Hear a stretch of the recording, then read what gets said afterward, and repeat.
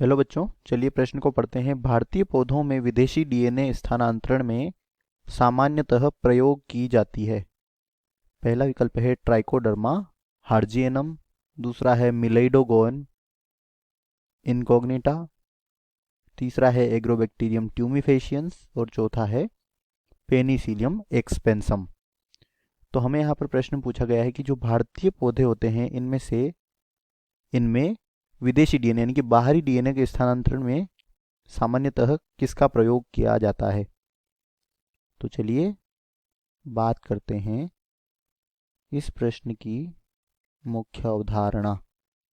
इस प्रश्न की मुख्य अवधारणा में हम बात करेंगे कि जो क्या होते हैं भारतीय पौधे होते हैं, क्या होते हैं जो भारतीय पौधे होते हैं, इनमें विदेशी डीएनए का या बाह्य डीएनए का स्थानांतरण, विदेशी डीएनए का स्थानांतरण में क्या प्रयोग किया जाता है।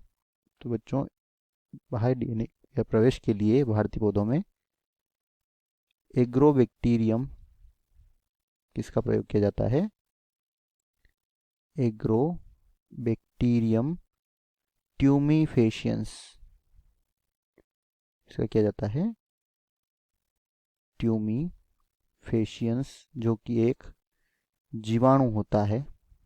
इस जीवाणु का क्या किया जाता है, एग्रोबैक्टीरियम ट्यूमिफेशियंस जीवाणु का प्रयोग किया जाता है।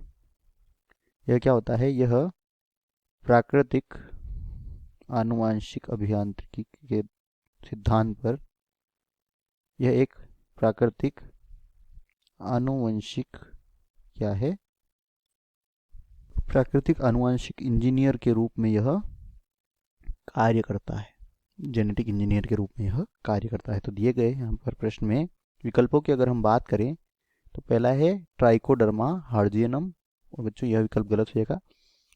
भारतीय पौधों में विदेशी डीएनए के स्थान में इसका प्रयोग नहीं किया जाता है।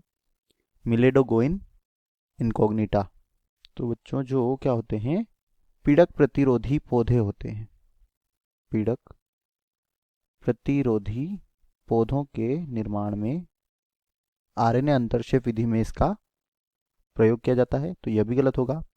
तीसरा है एग्रोबैक्टीरियम ट्यूमिफेशियंस, ये हमारे प्रश्न का उत्तर है। और पेनिसिलियम एक्सपेंसम, इसका भी प्रयोग विदेशी डीएनए के स्थानांतरण के लिए नहीं किया जाता है। तो यहाँ पर हमारे प्रश्न का सही उत्तर हो जाएगा विकल्प सी। आशा करते हैं आपको समझ आया होगा। धन्यवाद।